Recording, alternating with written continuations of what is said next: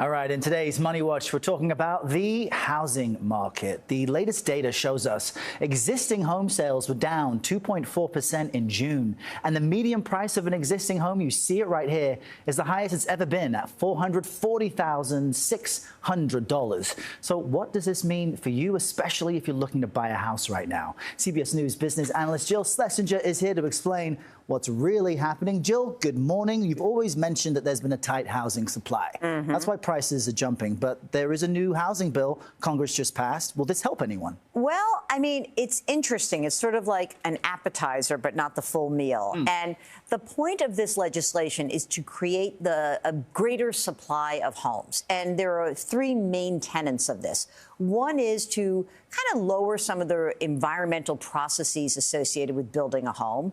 The other is to try very clearly to make sure that investors are only the small investors, not the big institutional investors, and just the overall regulation to get a manufactured home built. This is all meant to create more supply, right? We need more supply of homes.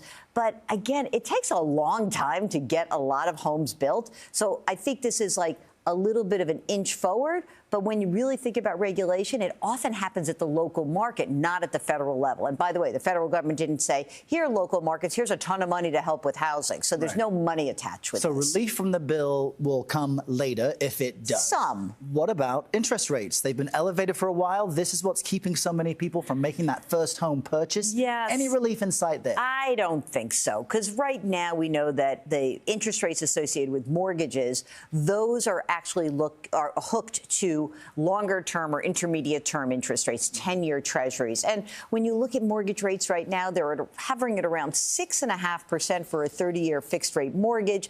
I'm not sure that this is coming down anytime soon. Of course, we have some inflation that has kicked up some, so it's not like the Federal Reserve is going to lower interest rates or that overall interest rates are going to go down. So if you're looking at a home, kind of when you're building it into your plan, just say 6.5%, 30-year fixed rate. If it's lower than that, great. Right, and because so many other folks got a low interest rate during the pandemic, they don't want to let that go. Exactly. Also keeping the supply exactly low. Okay, so homes are expensive. Interest rates aren't coming down. What if I want to buy a house here soon? What are the tips? What can I do? Well, I think running the numbers still makes sense. I mean, there are plenty of people who come onto my various podcasts and shows that they say, I'm buying a home, and they run the numbers, and it works. Now, running the numbers based on some old rules of thumb, like, oh, you should only spend 28% of your income on housing or your total debt should be less than 36%, it may not work if you live in a high cost of living area. I think that if you can buy a house, if you can get your 15, maybe it's a 10% down payment. I think it's really hard to get that 20% down payment for a lot of young buyers.